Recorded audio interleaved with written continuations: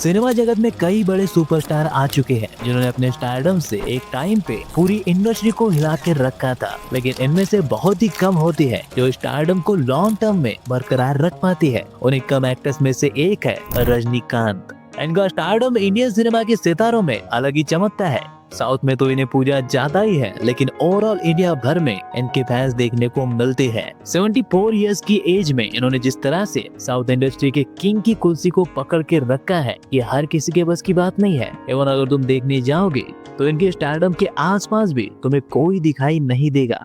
He's only worked with one superstar. There's no other superstar. I dare anybody to do what Rajni uncle does. Rajinikanth मेरे हिसाब से रजनी साहब पूरे Galaxy हैं। Big superstars like Rajni has a following which is quite incredible. Hukum, tiger का हुकुम।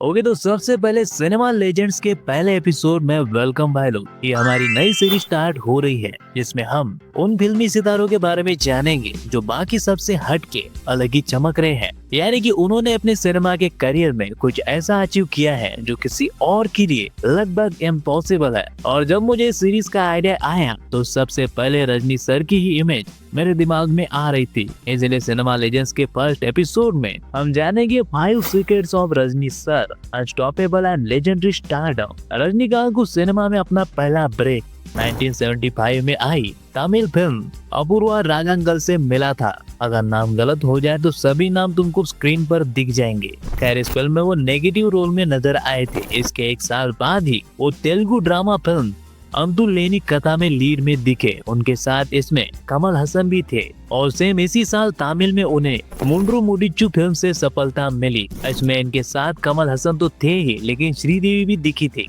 अब film में आने से पहले रजनीकांत, जिनका असली नाम शिवाजीराव गायकवाड़ है, उन्होंने कई छोटे मोटे काम किए थे, लेकिन सिनेमा जगत में पैर रखने के बाद रजनी सर ने कभी पीछे मुड़ के नहीं देखा और उनका स्टारडम बढ़ता ही चला गया।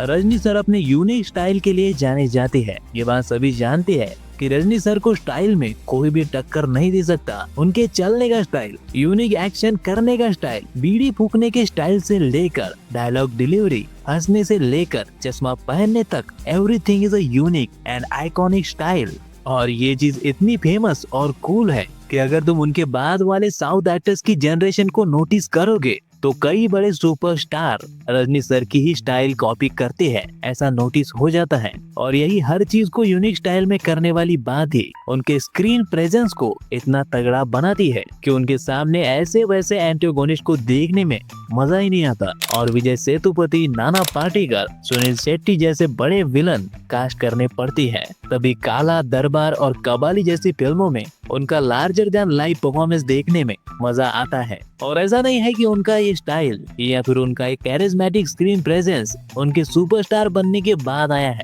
ये शुरुआत से ही उनकी एक्टिंग में देखने को मिलता है। वैसे मुझे उनकी शुरुआती फिल्मों में से उन्होंने बॉलीवुड में अमिताभ बच्चन के अपोजिट अंधा कानून में जो कैरेक्टर प्ले किया था वो बहुत पसंद है। एक रिबेल जिसकी आंखों में रिवेंज की आग दिखाई देती है। जब मैंने पहली बार वो फिल्म देखी थी तभी से रजनीकांत मेरे फेवरेट बन चुके थे। यार कभी कभी मैं सोचता हूँ कि आज के मॉडर्न सिनेमाटोग्राफी और पोटेंशियल डायरेक्टर के हाथ में अगर यंग रजनीकांत, बिग बी और कमल हसन होते तो क्या ही गजब हो जाता। जैसे कि राजामौली इन तीनों के यंग वर्जन को लेकर एक हाई स्केल फिल्म बनाते। तुम बॉक्स ऑफिस छोड़ो यार, इन तीनों को साथ में देखने का क्या एक्सपीरियंस होता और राजामौली उनको क्या प्रेजेंट करते वो सोचो। मस्त प्लान है। अब बहुत ही कम एक्टर ऐसे होते हैं जो अपने कंफर्ट से बाहर निकल के कोई रिस्की रोल प्ले करते हैं ताकि सिनेमा को कुछ नया दे सके, वरना ज्यादातर एक्टर्स को सिर्फ एक जैसे ही रोल करने के लिए जाना जाता है। और ऐसा इसीलिए होता है क्योंकि उनकी एक जॉनरा में फिल्म हिट होने के बाद वो सेम फिल्में करते रहते हैं। जैसे कि टाइगर ने अपना पूरा करियर ही बस एक्शन के अराउंड ही बनाया है और बागी के आने वाले पार्ट से तो अब लोग पक से गए हैं, इसकी वजह से वो धीरे धीरे गायब हो रहे हैं। लेकिन over the decades Rajni sir ने वैरायटी ऑफ रोल्स किए हैं जो उनकी वर्सैलिटी और सिनेमा के प्रति लव को दिखाता है। लेकिन वहीं पर ये एक सीक्रेट भी है जिसने रजनीकांत को 74 साल का होकर भी एज अ लीड कैरेक्टर एक सुपरस्टार बनाए रखा है। क्योंकि एक ही जॉनरा से अटैच रहना तुम्हें समय के साथ इवॉल्व होने से रोकता है। जैसे कि रोहित शेट्टी अब भी साल 2000 में ही फंसे हुए हैं, जहां उन्होंने आइकॉनिक एक्शन और कॉमेडी फिल्में दी थी, लेकिन उसके बाद उन्होंने कभी एक्सपेरिमेंट करने का नहीं सोचा और कुछ नया ना ट्राई करने का नतीजा ही सर्कस और सिंघम जैसी फिल्में हैं, जो कि एक्चुअली में देखने जाओगे तो आज के ऑडियंस के लिए बनी ही नहीं है। लेकिन इतने सालों में रजनी सर ने बदलते टाइम और ऑडियंस के टेस्ट को समझते हुए अलग अलग जॉनरा में अपने उसी रॉ स्टाइल के साथ एक्सपेरिमेंट किए हैं, इसलिए वो आज की ऑडियंस को भी उतना ही पसंद आते हैं जितना उनकी जनरेशन को आते थे। They have done everything, action, drama, comedy, science fiction, mythology and historical, romance, thriller, social drama और हॉरर कॉमेडी भी। साला इतने तो खुद इंडियन सिनेमा ने जॉनरा एक्सप्लोर नहीं किए हैं जितना अकेले रजनी सर कर चुके हैं।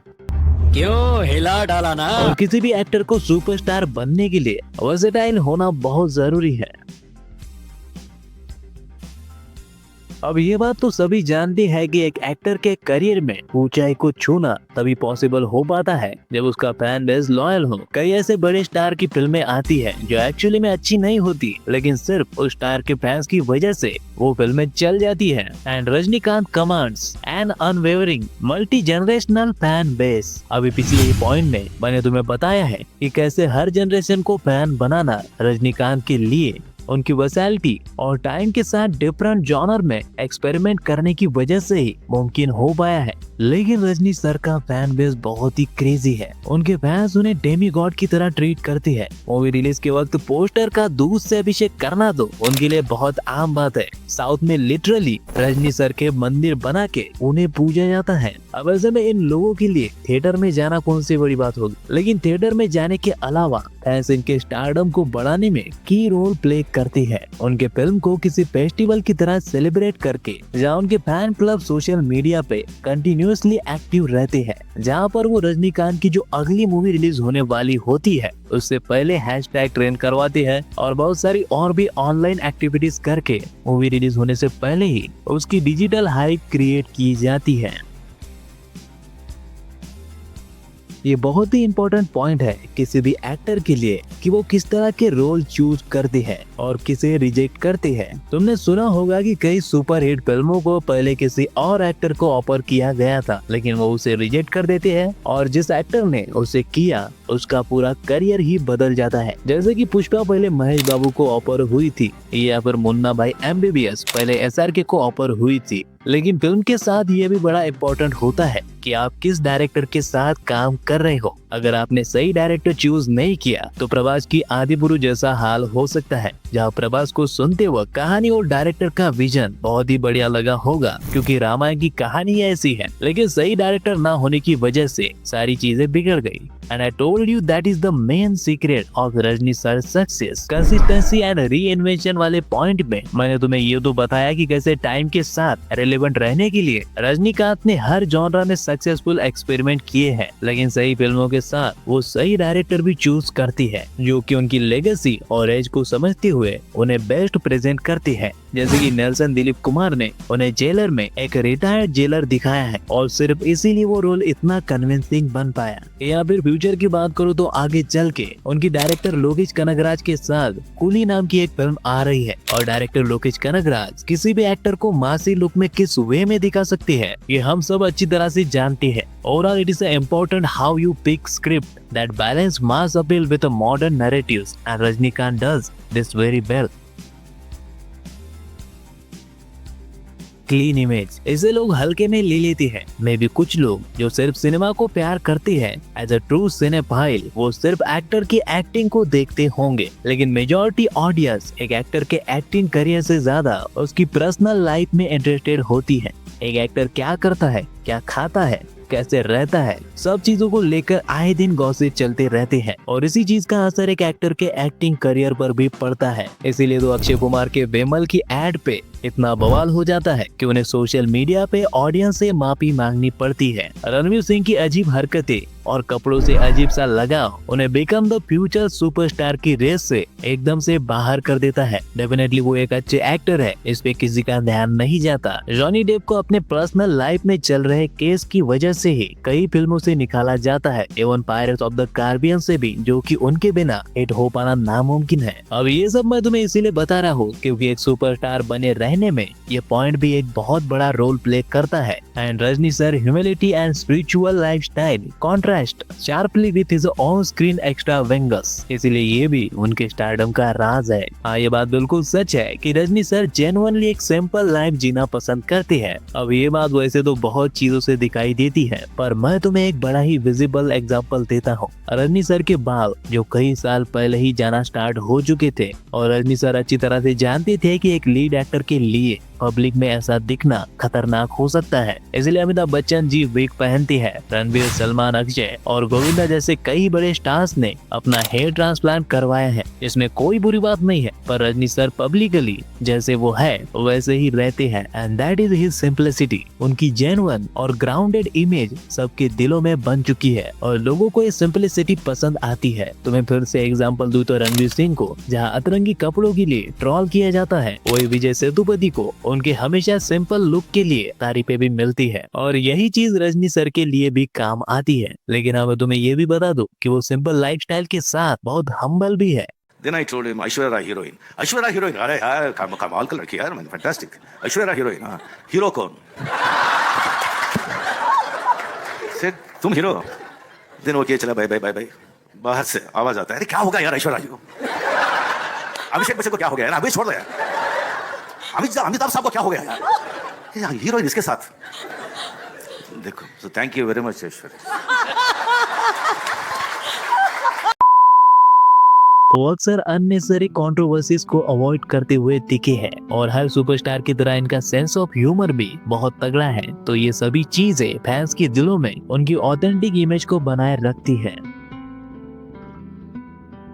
तो ये वो 5 सीक्रेट है जिनकी वजह से रजनीकांत इतने बड़े सुपरस्टार बने हैं, और 1975 से लेकर अब तक उन्होंने अपने स्टारडम को संभाल के रखा है। और हाँ, मैंने 5 पॉइंट बताए हैं, इसका मतलब ये नहीं है कि सिर्फ यही चीजों ने उन्हें सुपरस्टार बनाए रखा है, क्योंकि देखो लाइफ कॉम्प्लिकेटेड है, किसी भी करियर में बहुत उतार चढ़ाव आती है, जिंदगी में कुछ भी स्ट्रेट फॉरवर्ड नहीं होता, और भी कई सारी चीजें हैं जिन्होंने रजनीकांत को इस मुकाम पे पहुंचाया है। बाकी ये सिनेमा लेजेंड्स सीरीज का पहला एपिसोड था, और तुम्हें ये कैसा लगा मुझे कमेंट में बता सकते हो, और कौन कौन सी चीजें थी जो मुझे इसमें ऐड करनी चाहिए थी। इस सीरीज का नेक्स्ट एपिसोड किस पे बनाया जाए, सजेशंस भी तुम मुझे कमेंट में दे सकते हो। लेकिन तब तक के लिए अगर तुम्हें जानना है कि लोग क्यों राजामौली को श्रापित कहते हैं, और क्यों राजामौली के साथ काम करने वाले एक्टर की नेक्स्ट फिल्म फ्लॉप ही हो जाती है, तो ये लेफ्ट वाली वीडियो देख सकते हो। लेकिन जाने से पहले प्लीज लाइक, शेयर और सब्सक्राइब करना मत भूलना। Bye bye.